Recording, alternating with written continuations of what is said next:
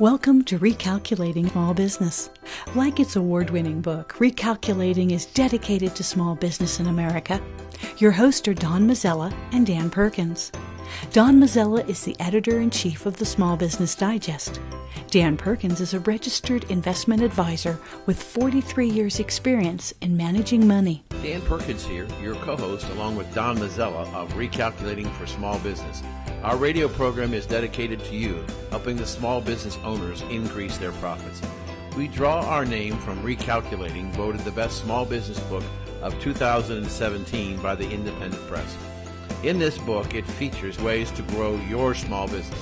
Now, here's Don Mazzella. This is Don Mazzella. The program is Recalculating.biz, and Srivatsan Laxman joins us to talk about artificial intelligence and the future. He's CEO of Frontdesk AI. Welcome to the program. Thanks, Don. It's a pleasure to be on the show. Well, we're going to have trouble with your first name, as people have trouble with my last name, but we're going to get through that. First off, tell us about your personal background, then about your company, and finally your website. I'm the founder and CEO of Frontdesk AI, which is an artificial intelligence company focused on bringing automation for local businesses. My background is in artificial intelligence. I have a PhD in the space, and I've been working in machine learning and related technologies for more than 20 years now. I used to be at Microsoft Research for 7.5 years, on an entrepreneurial journey. And Frontdesk AI is a backup receptionist for local businesses via messaging and voice. Well, that's a shorthand answer, but for fellows like me, you'll have to expand a little bit. What exactly does it do? Frontdesk AI is very simple to wrap your heads around. Every time the business misses a phone call, we respond instantly via text on behalf of the business, or with information about the product, pricing, services that they offer, and help them make or change an appointment maybe, or take an order, all of it via text messaging, and it is triggered every time business misses a call. So it's really a true extension of your receptionist and an extra pair of hands when you cannot get to the phone. But how does it know what to respond? Does it analyze the message left? Well, yes. So the thing about artificial intelligence is that there are two components to it. One is you can program it to understand natural language, which is an ingredient in figuring out what is being asked for. And the second ingredient is to find the right answer based on your business preferences, based on the way your business is set up, including your current schedule and availabilities, etc. So the artificial intelligence is able to hook into your current schedule or point of sale system or your back-end software or booking platform that you use, and it is able to respond to the caller's requests based on your current preferences and business customizations. So, in other words, if I can understand this correctly, I call up and I say, I'm calling because I've heard that you have a new widget, but no one answers. So it says the person asks for a widget and wants to know about the new widget, and then responds by saying, John Doe is not available, but here is some preliminary information about widgets, and he's available for a phone call at 2 p.m. on Wednesday. Is that what you're talking about? That would be the first step, yes. And it could actually do much more than that. It can actively provide you more information about your product. It could tell you more details on what the widget is about, how you deploy it, how much it might cost, and answer questions about how it can be customized and so on and so forth. So as much as information as is made available to the AI, it can respond using that information to the caller. Does that make sense? Oh, yes, it does. I'm just happy if I can get to the first step, but what you're in effect saying is it can do much more than that. If I'm hearing you correct, is that correct? Okay. Yes, absolutely. For instance, we have our businesses. We have massage centers and health spas and salons and fitness centers on our platform. And customers calling into our businesses are looking for information about the services on offer, including what might be the best massage they can get, or given a particular kind of, maybe they're experiencing some pain in the lower neck or something like that. And the AI can actually parse that and figure out what should be the best services that we can recommend for the customer, and also help you with who might be the therapists that are available, when are they available, answer questions about pricing, etc., and essentially help you through the process of making an appointment should you want to make one. That's really interesting. What made you come up with this product? Well, for one, conversational AI was at the cusp of really going mainstream about a year and a half ago, and around the time when Facebook, for instance, announced their chatbots on their Messenger platform. And ever since, there's been a constant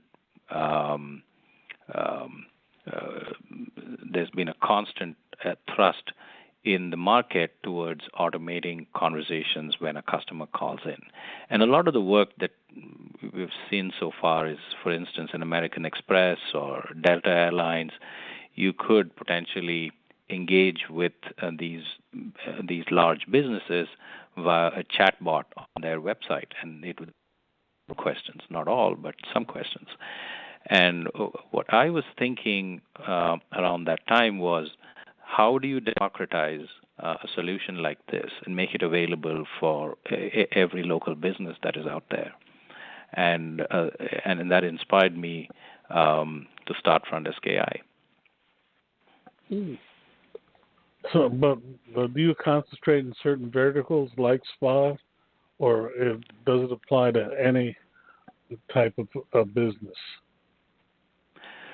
The solution itself applies to any type of business. Our current market focus is the wellness space, yes. But by no means is it a restriction. We already have plans to expand into the space in the coming quarter. Well, and where do you think that will be? Well, the dental market is a very active space where the need for being able to handle calls is very significant, in the sense that every time a dentist misses a call, that could be a potential $1,000 or more in revenue that they've left behind. Right. And being able to respond to that at the instant that the caller was looking to reach the business is key to driving and securing the revenue of the practice. So, Frontdesk AI will be launching in the dental space very soon, and help dentists reduce the number of calls that they miss. We are talking Srivatsan Laxman. He's CEO of Frontdesk AI. Your website? Could you tell our audience your website? Yes, I mean www.frontdesk.ai is where you go to see the work that we've been doing and how you can build automation in the way you can respond to your customers. Well, I'm going to tell you, I've been a card holder with American Express for 50 years, and I hold a pretty high card with them. And when they switched to their automated system, I hated it, and I still do, to the point where they gave me a special phone number so that I bypass that. To me, talking to a machine is not something I like to do. But apparently Americans are accepting it. What are your comments on that? Well, yes.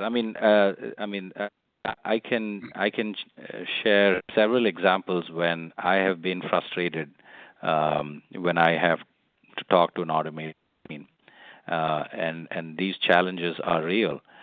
The biggest problem in the space is that the AI needs to acquire world knowledge and stay current, and that is really impossibly hard.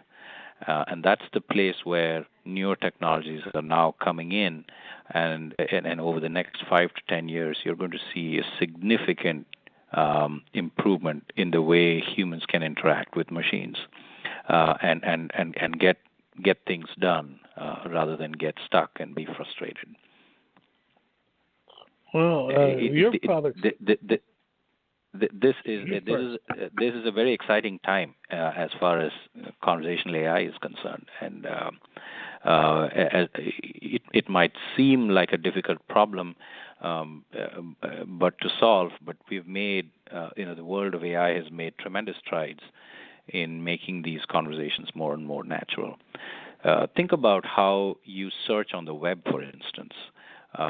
The search is no longer restricted to just putting in one or two keywords and then searching for it.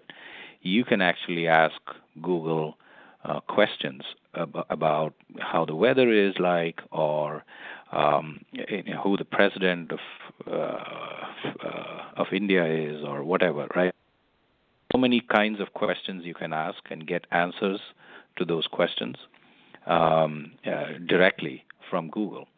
And this is already showing you how artificial intelligence is making significant strides in understanding natural human conversations and language. And so you're going to see much more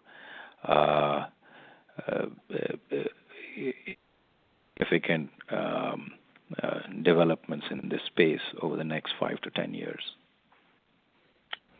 Agreed, and I don't know if I'm going to enjoy it as much, because I still enjoy talking to a live person, but that's me, and the world is certainly changing behind me, so or ahead of me. It depends how you look at it.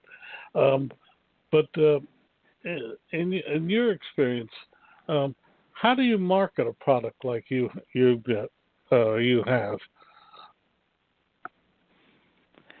The simplest way to think about the value that a product like ours can bring is that every business owns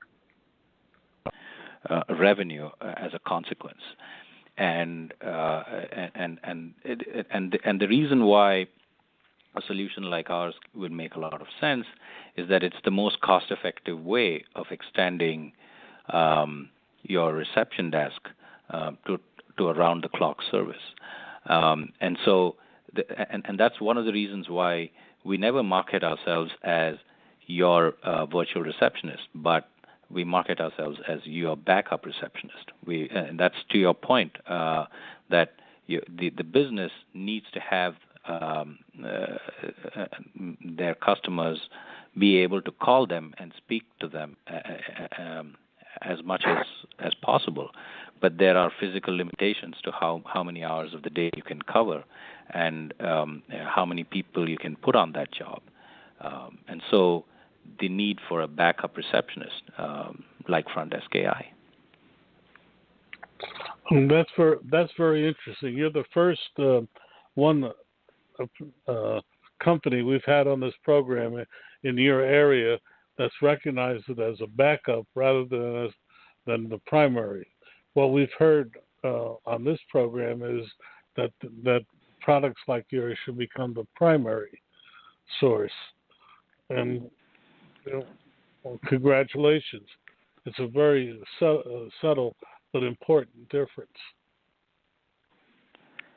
Absolutely, I think, and I think that again, the idea of artificial intelligence is just to extend automation to the realm of being able to understand and converse in natural language. The last 100 years has seen significant automation in all fields of life and in all manners of products that we use and benefit from the simple-minded calculator in the good old days to the computers and devices that we use today. So artificial intelligence should not be seen as anything more than a natural extension of that automation and just a way for us to interact with machines in a more natural language rather than anything else. At least this version of this form of artificial intelligence. I mean, conversational AI specifically has that role to play.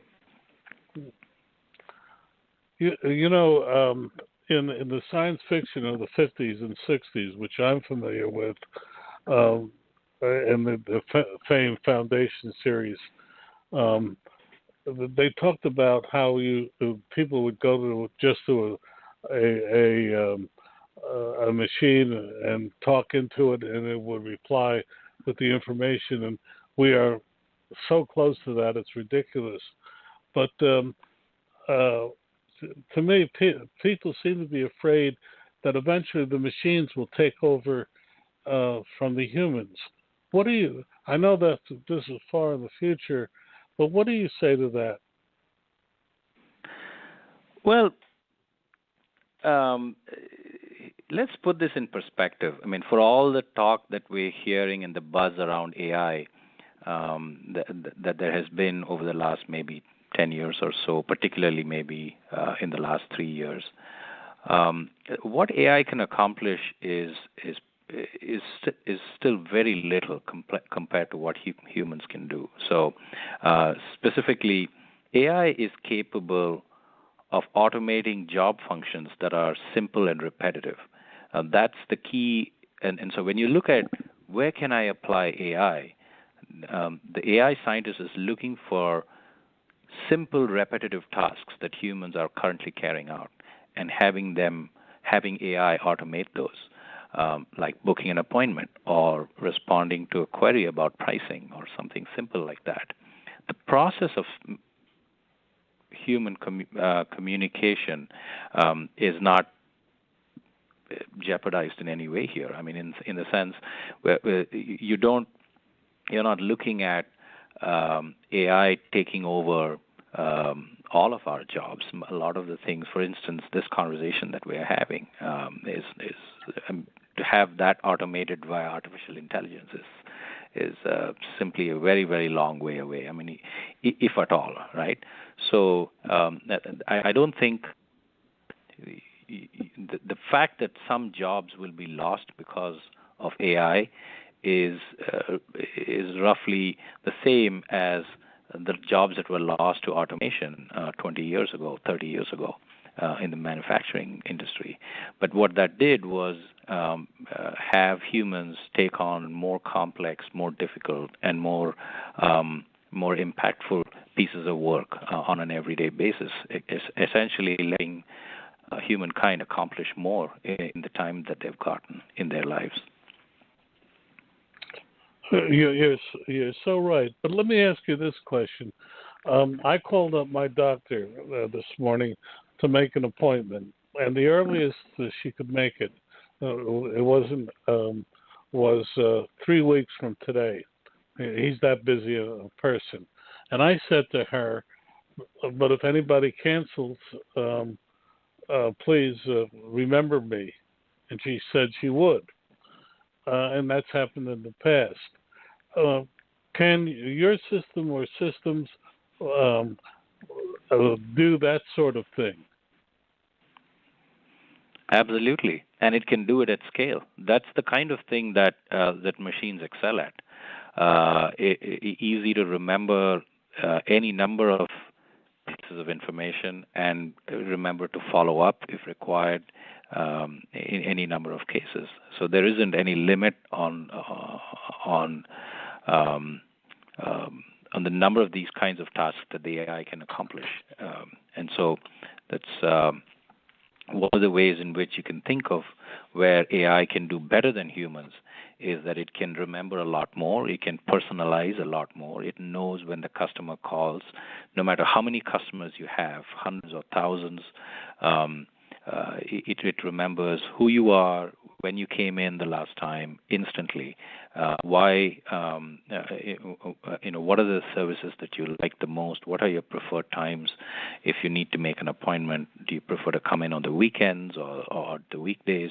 So all of these become instantly available to the AI, and the AI is able to make use of that to make the conversation more effective and more personable, as opposed to machine-like, as ironic as it might sound. Well, your website again for our audience? www.frontdesk.ai. Okay, and if someone wanted to reach you? Laxman at frontdesk.ai. That's my email. Will you spell it out, this being radio? SLAXMAN at frontdesk.ai. We have just a couple of minutes left, so I'm going to ask you, what do you think the future holds for your company and for AI in general? It's the most exciting time to be in artificial intelligence. The level of impact that you can have is very high, and AI can bring automation at a very high scale over the coming years, and make human lives more enriched and more meaningful. And for Frontdesk AI, we're looking at being able to reach as many local businesses as possible and empower them with artificial intelligence, helping them become available to their customers round the clock with just the turn of a button. I sure hope you're right. I myself believe in AI, but I will hate the day when I can't call up and talk to a real live person. That is in the future will happen. I guess it already is. I mean, how long does it take for you to reach an account executive in your favorite bank? Several minutes, I suppose, at least. And companies are making it harder to reach a human executive. But I think the question of whether you can have a meaningful conversation which is efficient and effective, all of it through artificial intelligence, I think that question is at least 20, 25 years away before you can have a complete automation on that. Well, before we leave, again, explain to our audience briefly how the Frontdesk AI works, and more importantly, I love your line. It supplements your receptionist. Please explain again.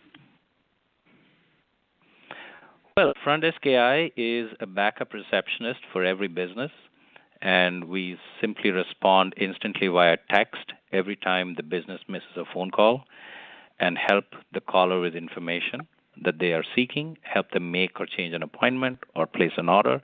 It could also be they're calling in to inform that they're running late for an appointment, or they left behind a water bottle the last time they came in. Whatever that might be, that gets relayed effectively to the business in a timely manner. And Frontdesk AI essentially helps the local business extend their reception desk around-the-clock service, which is otherwise cost prohibitive if you were to actually hire as many receptionists as needed for that. We're talking with Srivatsan Laxman. He's CEO and founder of Frontdesk AI, and I want to thank him. He's showing us the future. I may not like it, but it is definitely the way of the future. Thank you so much for joining us. You're welcome. It was a pleasure talking to you, Dan. Remember, a link to his website will be on recalculating.biz tonight, where you can hear this and every other past and future program, and you can tell us guests you might like to hear. Dan Perkins here from recalculating.biz with your featured book. I want to tell you about a recent interview I had with Bob Bethel, a turnaround specialist with lots of success in small business. Bob's new book is Strengthen Your Business, Fail-Proof Strategies for Small Business. He tells us of his life successes and failures that have made him and his clients so successful. Over the years, Bob has brought 77 companies back from the brink and changed them into thriving, profitable businesses. His energy is amazing, and at 74, he proves that you can still have a great deal to give others if you just try. His suggestions are easy to understand and very helpful. One insight struck me was that most companies do not have a plan. The old Chinese proverb says, "If you don't know where you're going, then any road will take you there," is true today. Bob Bethel's book, Strengthen Your Business, can be found at Amazon.com or can be ordered at your local bookstore. This has been Dan Perkins with your Recalculating.biz featured book. Marcus Lemonis, J.D. Powers, and John Scully, and 100 other presidents and experts contributed to Recalculating the book. Why did all these people agree to contribute to the book? I'm Don Mazzella, and I'm the editorial director of Small Business Digest. And for 20 years, we have been offering small business leaders information and data to increase profits. Recalculating the book was named the best small business book by the Independent Press Association. Whether you need help with marketing, staffing, finance, operations, technology, or many other subjects, they're all here in Recalculating the book. They're now available at Amazon at a reduced cost. We've also created the radio program Recalculating on recalculating.biz.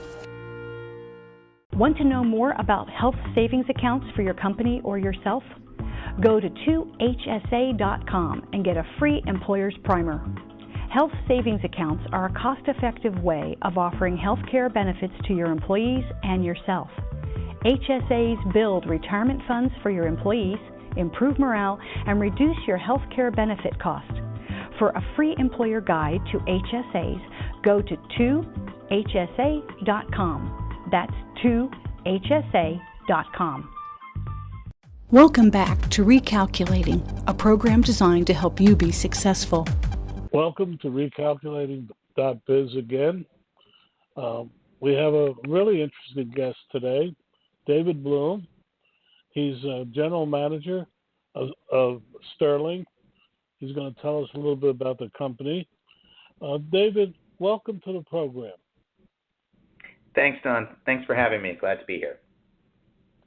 Well, as we ask all of our guests, tell us a little bit first about yourself personally, then about your company, and equally important, a website that people can go to right now and look at who and what you are. Sounds great. So my name is David Bloom. I'm the general manager of the small and mid-sized business unit at Sterling. My background is pretty diverse. I've done everything from work in nonprofits and the government. I've worked in big companies like American Express. I've worked in media, places like the New York Times and Dow Jones. And importantly, just before I came to Sterling, I ran my own small business for about 5 years. We were a technology company. So I know very well what it means to pay payroll out of your checking account late night with a laptop sitting on the couch. So hopefully I can empathize with your audience. At Sterling, we are one of the world's largest providers of employee background checks and related verification services. We were founded back in the 1970s by a guy from Long Island named Billy Greenblatt, and we're still founder-led to this day. But instead of being, Billy and a few friends working out of a storefront, we now have 4,000 employees around the world and serve tens of thousands of customers and do millions of background checks every year. So it's been an exciting journey for him, and it's exciting for all of us who are part of that journey with him. And your website? Our website is sterlingtalentsolutions.com. That's the homepage, and you can learn all about the services that we offer. And we have a great product just for small business. It's a real self-service tool for background checks for small and mid-sized businesses called sterlingnow.io. We'll get back to that a little bit later. But I'm going to start by hitting you with a statistic that I just saw the other day. 73% of companies under 50 employees do not employ background screening companies, or indeed do background screening for a majority of their employees. What do you say to that? Well, I always say that the competition we have is apathy or lack of awareness, and but frankly, it's very understandable. When you're a small business owner, you have everything to do. Your job is 100% of your business, and it's very easy for small business owners and entrepreneurs to work in their business instead of working on their business. And especially at a time when it is so hard to hire great people, the urge to, when you find that person, to simply make the offer and get them started is really strong. And taking a few days or even just a few hours and paying an extra couple bucks to do a background screening, I get the impulse to avoid that. I can relate to that. But I think it's penny wise, pound foolish, and it's part of my mission is to help educate the audience and educate the market around why it is some of the best, $25 you can ever spend. When you say it's $25 to do your a background check for your product? Well, our basic entry product for small business is $29.95. And we consider that to be a high-quality search that will give a quality result. And obviously, we have other offerings that go up in price from there, as well as the ability to customize. But when I speak to small businesses, a lot of times they have seen on the Internet what I refer to as the 99-cent pizza slice of background searches.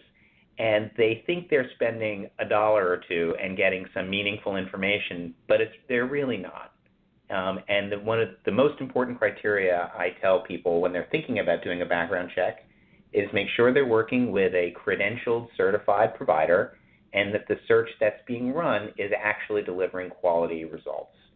Instant is usually not quality, and I tell people to concentrate on quality results from a certified provider. Well, what are some of the questions an employer should be asking someone like yourself? Well, the first thing they should ask is whether the background screening vendor runs compliant screens. Running a background check is a highly regulated activity, and for very good reason. People's jobs are at stake. There's a lot of personally identifiable and private information involved. So this is an area where it's great that there's regulation, and they should make sure that the provider is following those regulations. And the question to ask is whether the provider is accredited by the National Association of Professional Background Screeners, the NAPBS. Most accredited providers will have on their website the NAPBS logo, and you can often find it on the footer, the bottom of the page. The other thing they should look for when it comes to compliance is to make sure that the vendor is complying with all the requirements of the Fair Credit Reporting Act. That is the big federal regulation that governs background screening for employment purposes. anybody who is a certified NAPBS background screener will be following the Fair Credit Reporting Act. That's all good, but I guess what I'm really asking is, what questions should someone be looking at in terms of the potential employee? Bankruptcy? Oh, yes. Thank you for clarifying. So it varies by your industry, and it varies by the job, and frankly, it also varies by you as the employer's tolerance for risk, right? So the first thing that I recommend, so when I was running my own small business, it was a technology company. The searches that I wanted to have done involved a basic criminal check that covered not just the current address of the person, but every place they have lived over the last several years. So, for example, if you're hiring someone right out of college, chances are they've lived in one county with their parents and one county at school. If you only look at their current county, you'll miss half the year and where they've lived for half the year. So first, I want to do a criminal check, and I want to make sure that criminal check covers all addresses for the last 7 years. 7 years is the general federal standard. The second thing I want to do is I want to look at the Department of Justice National Sex Offender Registry. A lot of those issues will pop up on a criminal search, but not all of them, so it's important to check both services. And then lastly, I want to make sure that any source that I'm having checked is doing what we call local source validation, meaning if something pops up on the background screen in the criminal check, is the background screener taking the next step to go to the source of that information, whatever that local courthouse might be, and verifying the data. So again, it should be a Department of Justice Sex Offender Registry search. It should be a 7-year criminal history, and it should have local source verification or validation. Those are the questions that I want to have. Those are the screens or the searches that I want to have run on my own people. And going a little bit beyond that, as I said before, it really also depends on your industry and it depends on the job. So in some industries, you're going to want to check professional credential. Is someone really an electrician, for example? They say they are. Let's check. You're going to want to, if they're doing deliveries for you, you want to check their motor vehicle record. Maybe they're going to be an executive in your company, and you want to make sure that they had the job history that they claim to. So you can run verifications on driving, education, professional certifications, even their education, employment. Those are all things that you might consider checking depending on the job. What about college credentials? Yeah, I think it really varies, and we see a lot of differences. Most small businesses that we see are not checking education history. I think that's a mistake, but that's just the fact. And I think the reason for it is that it can often be a pretty manual process for the background screening provider to double check that, so that adds to the cost. But if you want to make sure that the person you're hiring has integrity and has represented themselves correctly, checking to see if their resume is accurate is critical. It's not just whether they have committed a crime that wound up in the court system. It's whether they are representing themselves with integrity and transparency to you as the boss. And that's where I think an education check or an employment history check really comes into play. You're looking into that person's integrity, not just their criminal history. We're talking with David Bloom. He's General Manager for the Small Business Practice of Sterling Background Screening, and we're really glad to have him because I have a lot of questions about background screening because it is so critical. Let me ask you another question, Dave. What about bankruptcy? In this day and age, bankruptcy and loss of home, while common, should also be known. How do you deal with that?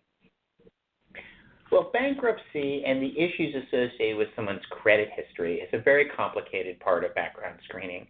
And while I understand why it might be of interest to someone, especially if they were dealing with finances, I also caution small businesses to go to explore that carefully. For example, if you are asking for a credit report for your applicant, the law requires that the credit reporting bureaus confirm that the physical location where that report is being reviewed is secure. And that means while you wait for the background check to process, someone from TransUnion or Experian or one of those reporting agencies is going to have to go to your office and see where that report is being handled. And that, and any provider that says they can get you that information without that level of due diligence is probably not a background screening provider you want to do business with. But can you, as a small, if I were an employer, could I ask Sterling to get a financial background? Yes. So we have a large number of products, and we work with both small companies and some of the world's largest companies. And we do everything from drug screening to credential check to licensing to education verification, as well as bankruptcies and all sorts of financial reviews, such as looking for liens and judgments against you. So we have a wide range of products and services in this area. In fact, one of my favorite parts of our business is a company called Bishops, which does private investigations. And you can hire them if you're making a very important hire to run a much more thorough check on the individual than even Sterling does in its main business. We also do fingerprinting verification, and we have the country's largest network of fingerprinting kiosks where you can go and have your applicants fingerprinted and checked against the FBI database. So we have an awful lot of ways for you to learn about the people you're hiring and hire with confidence. Well, it's become critical. You may or may not know, but I sit on a medical marijuana board here in New Jersey, and what has come up in New Jersey, and it's coming up across the country, is people who take marijuana for medicinal purposes are now running into problems. Are you familiar with that area at all? Do you want to talk about it? Well, I am very interested in this area because it talks about the changing, the dynamic nature of what constitutes a good employee. And, New Jersey has medical marijuana, New York State. A lot of states are going to both medical and even recreational. The entire West Coast, from California up to Washington, has recreational marijuana allowed. So if I'm a business, do I want to spend money checking for marijuana use by my employees? And it's an important question to ask. What are you going to do with the information? Are you going to deny someone a job based on illegal behavior? So I recommend that people, when they do want a drug test, I think they need to go into it with their eyes open and interpret the data they get back from that drug test with a very thoughtful personal lens. What is the right thing for my business given the state of society today? And as medical marijuana and recreational marijuana becomes more and more prevalent, I think businesses need to take a more thoughtful, nuanced approach to it. Oh, absolutely. But let me ask you the question. If an employer feels on personal moral grounds that he does not want to hire someone with who has marijuana, who uses marijuana, can he or she do that? So anytime you use the result of a background check to deny someone employment, you need to follow a regulatorily prescribed process. That is called adverse action.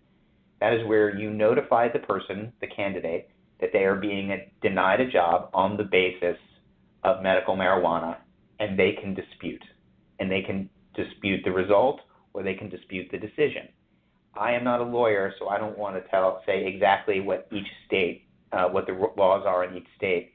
But another thing that your listeners should keep in mind is that when they run a background check, they should do it with a provider that supports the adverse action process in a way that is compliant with the laws and can give them specific advice about their specific case.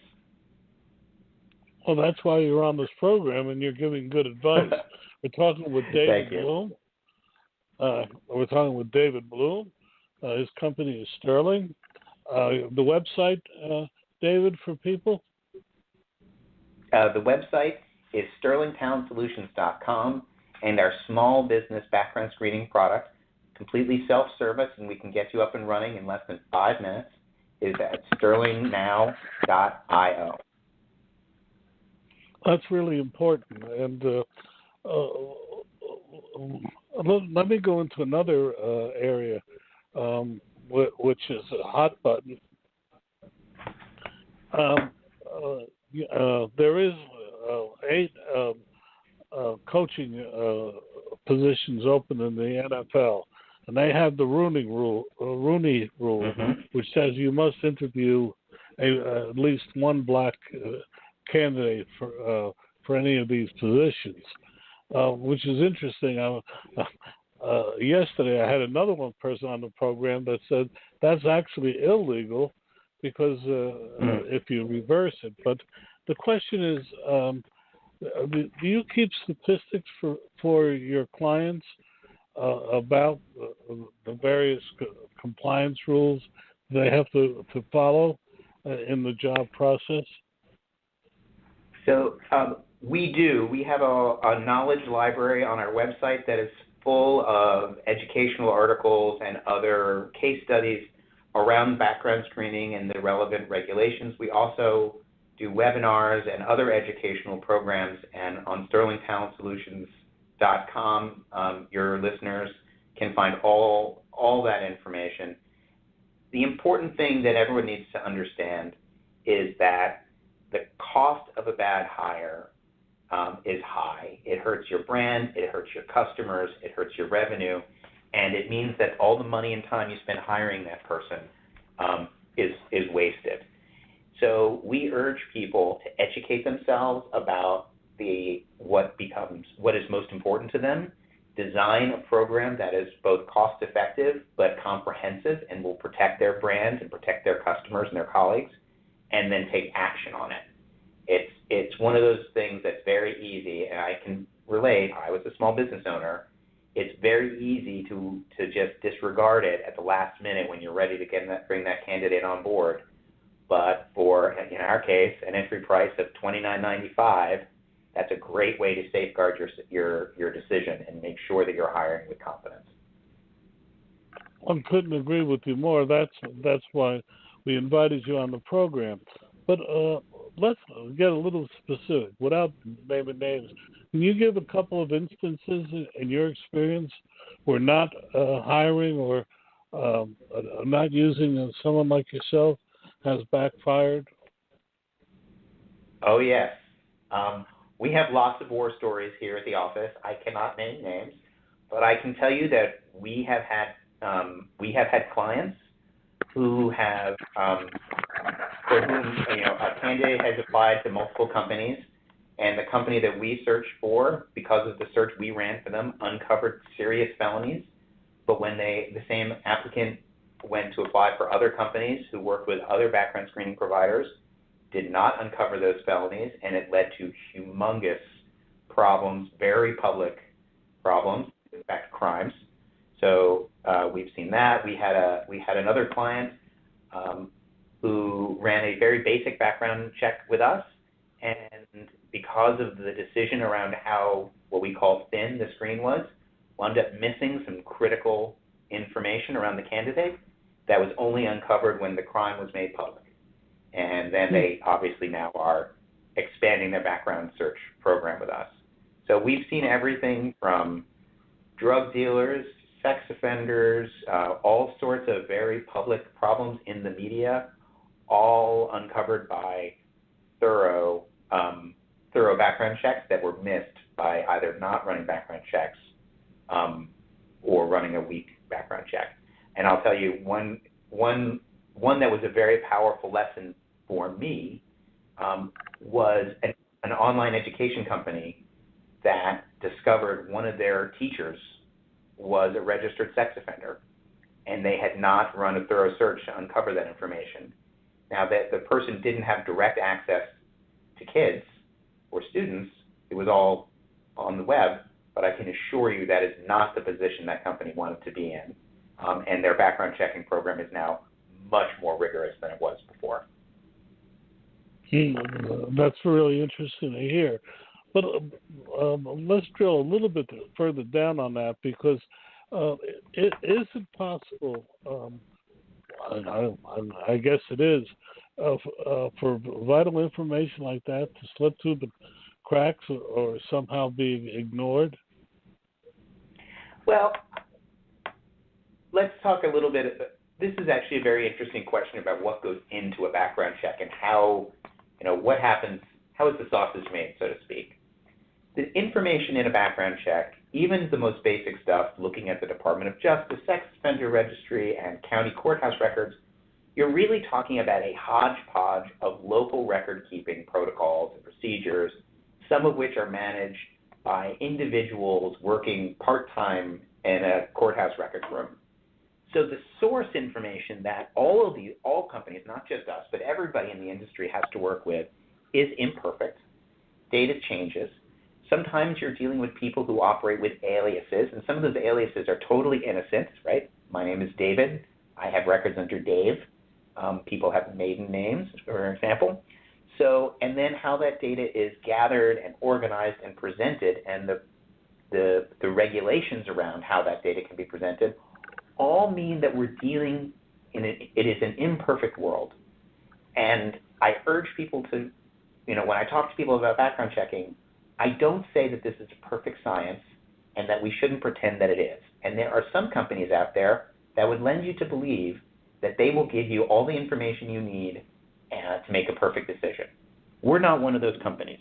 We are transparent, but what we do think is that while it is possible that people can slip through the cracks or the source data is imperfect, it is far better to do a search and have done your due diligence and be wrong than to pretend that everything is okay and avoid it. Good words. We're talking with David Bloom. His company is Sterling Background. David, your website again for people? SterlingTalentSolutions.com, and our small business website is sterlingnow.io. Well, we just have a minute left. What would be one final thought you want to leave with our audience today? Well, I'll leave it at this. I have been a small business owner, and I have worked in big companies on behalf of small businesses like I do now, and as I did when I worked at American Express with the restaurant industry back in the day. I love this category. I love small business.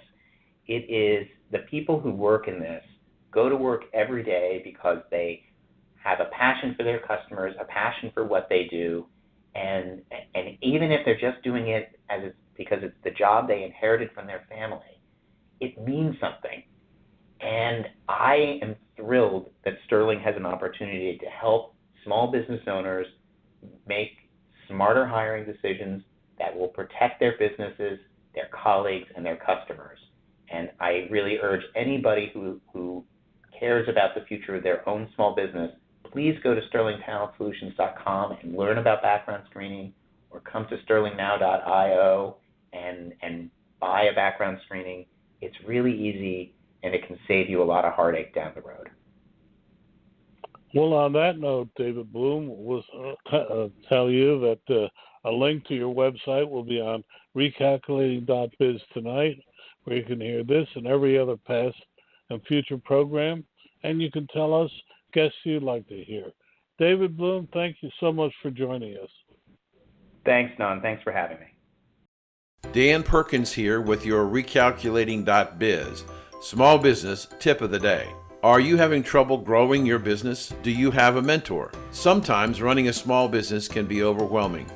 You need a mentor. A business mentor can help you in many facets of your business. So here's your recalculating.biz small business tip of the day. The SBA has a free program called SCORE. These individuals give of their time and share their experiences to create the next generation of small business owners who help grow the American economy. SCORE is the nation's largest network of volunteer expert business mentors. It provides free and confidential business consulting. These volunteers will work with individuals on starting a business, solving business problems, and growing a business. Visit www.score.org and you may just hit a home run. This has been your Recalculating Small Business Tip of the Day. I'm Dan Perkins. Tell me, Dan, tell me about your latest book. My current book that's coming out, I should say, is Why Can't Grammy Remember Me? And it's really the first book written for children between the ages of 9 and 12 and their families, dealing with dementia. Dementia is a growing problem with the elderly in the United States and around the world, and we are not very well informed about what's going on, what's happening. So I wrote this book in the form of a mystery. And I have two little girls, 9 and 12, who have a magical power to seem to be able to find things that are lost. And so they go to their dads and moms and they say, we work all over the neighborhood helping people find things, and we seem to find things. And their dad says, yes, you have a magical talent to do that. And they said, we'd like to start a business to see if we can help other people. So they decided to start a business. The two girls' names are Hudson and Charlotte, and they start H&C's Lost and Found. If you've lost it, we find it. And so they build a business, and they convince the dads to build them an office and a treehouse in the backyard. And they get busy making posters and flyers trying to get customers. And their dads take them downtown, and they put them in the windows and on the telephone poles and light poles. And they go home, and first week goes by, and nobody comes. And the second week and third week, and nobody comes. They're really, really dejected. And the fourth week comes, and there's a knock at the door, and they walk over and open the door, and there's a young man standing there with one of their flyers in his hands. And he says to them, my dad says the reason why my Grammy can't remember me is because she's lost her memory. And your flyer says you find things that are lost. Can you find my Grammy's memory? Well, they don't know anything about memory, so they take his name and they go see their dads to see what can happen. And the story evolves into how they learn about what dementia is and what's going on in the body when somebody has dementia. And then they decide, while they can't find their customer's memory, they can help him build the tools to retain her in his memory. And so at the end of the book, there are about 10 to 12, 13 things that families can do together to work on to preserve the memory of Grandma and Grandpa, so the generations can know who these people were. And that's the story. What a great book. When will it be available, and how can people get it?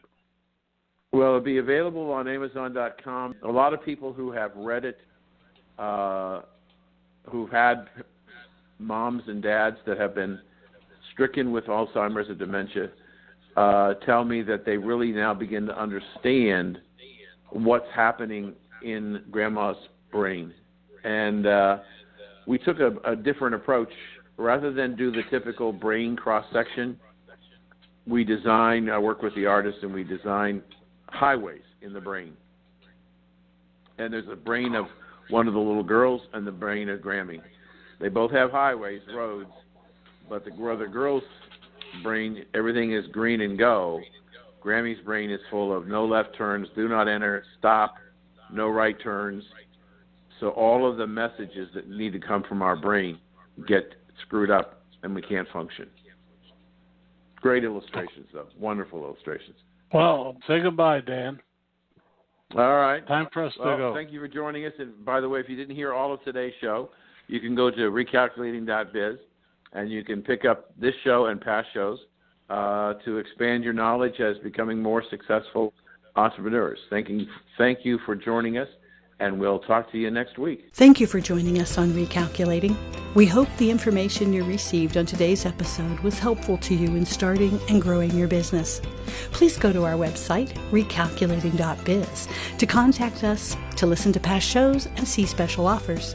Until next time, remember, if you grow, we grow. Join us next week for more helpful ideas to make your business a great success. Recalculating, a program designed to help you be successful.